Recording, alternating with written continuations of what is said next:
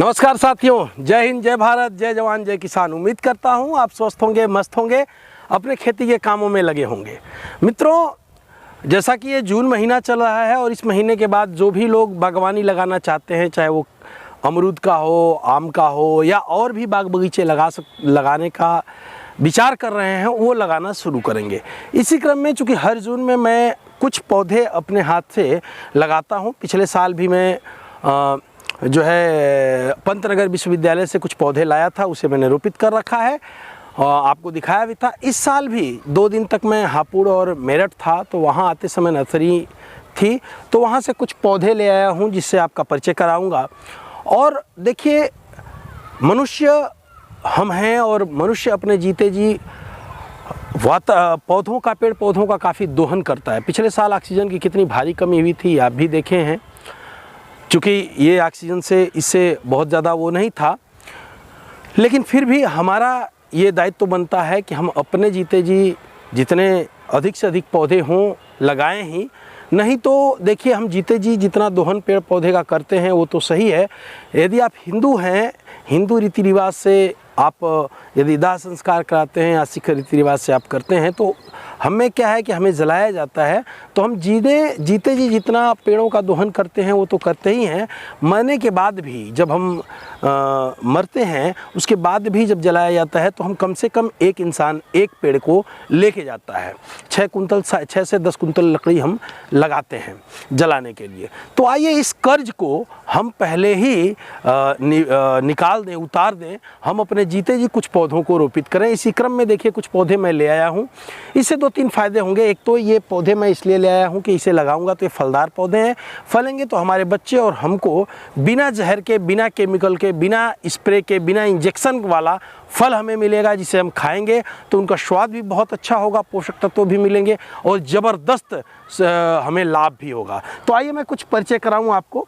देखिए, यहाँ मैंने रखा है पपीते। 4 पपीते मैं लाया हूँ। ये पपीते जो है चोपड़ा करके एक वैरायटी आती है, उसके हैं। इनका क्या है कि ये छोटे पर से ही फल देना शुरू करेंगे और ये फल देते जाएंगे और बढ़ते जाएंगे।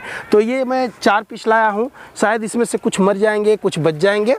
और ये देखिए, एक मैं लाया हूँ ये 12 ये देखिए, जैसे देखा है आपने कि अभी बौर इसकी है, तो ये इसकी खासियत यह है कि ये फलता जाएगा और बौर लेता जाएगा। इसके फल भी आते जाएंगे, आपको साल भर फल मिलेंगे और ये बौर भी जाता रहेगा। तो ये साल भर फल मिलेगा। पेड़ इसका बहुत बड़ा नहीं होगा।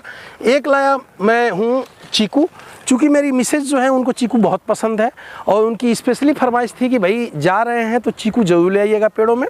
तो ये देखिए, चीकू है, फूल रहा है, अगले साल ये भी फल देगा। इसके बाद हम जो ले आए हैं वो है, ये देखिए, G9 का केला लाए हैं। ये केला बहुत ही शानदार होता है, इसका जो फल आता है। तो G9 के केले के 2 पौधे मैं ले आया हूँ।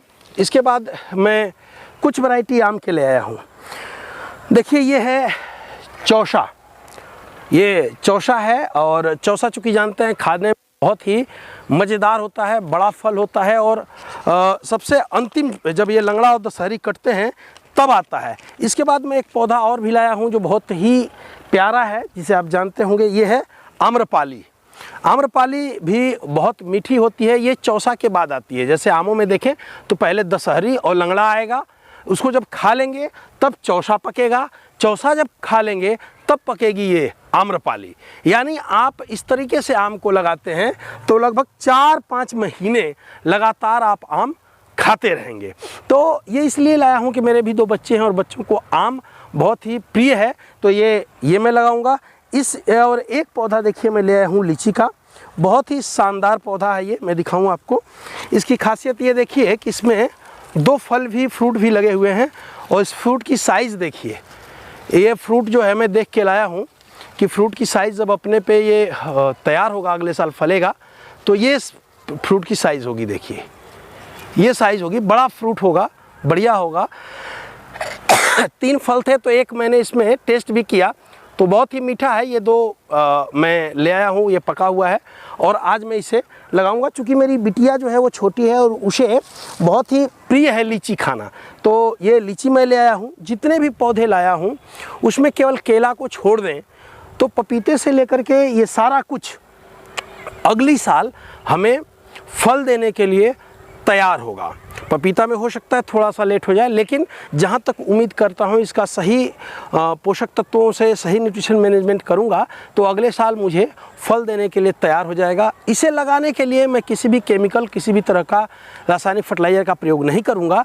गड्ढे तैयार करूँगा और गड्ढों में गोबर की सड़ी हुई खाद पहले ही मैंने ठंडी कर रखी है, उसमें डाल करके सिंपल सा काम ये करना है कि इनके प्लास्टिकों को कट कर दूँगा दोनों तरफ से ब्लेड से, और कट करके इसे फाड़ करके प्यार से रख दूंगा। और रखने के बाद मिट्टी डाल करके इसे मैं कूटूंगा नहीं, दबाऊंगा नहीं, बल्कि केवल मिट्टी को डाल करके पानी डाल दूंगा। आप भी यदि लगाते हैं तो इस तरीके से लगाइए, निश्चित रूप से बहुत ही बढ़िया से ये पकड़ेंगे पौधे और बहुत ही जल्दी फुटाव इनमें आना शुरू हो जाएगा। तो मैं अपने हिस्से का वातावरण से जो मैं लेता हूँ या जो भी चीज़ें दोहन कर रहा हूँ, मैं अपने हिस्से के पौधे तो मैं लगाना शुरू कर रहा हूँ, पिछले कई सालों से लगा रहा हूँ। इसी क्रम में आपसे भी चाहता हूँ कि मित्र आइए, देश अपना है, ये पृथ्वी अपनी है, ये संसार अपना है, हमारी आने वाली पीढ़ियाँ हमारे बाद भी उनको इन पौधों की ज़रूरत पड़ेगी। तो आइए एक पौधा अपने हिस्से का, अपना वाला इस साल, इस समय, कहीं भी, कभी भी किसी खाली स्थान पे ज़रूर लगाइए। चाहे वो पीपल हो, चाहे वो नीम हो, चाहे वो आम हो, चाहे वो जामुन हो, कुछ भी जो आप लगा सकते हैं ज़रूर लगाइए। मैंने अपना फ़र्ज़ निभाया, आप भी अपना फ़र्ज़ निभाइए। जय हिंद, जय भारत, जय जवान, जय किसान।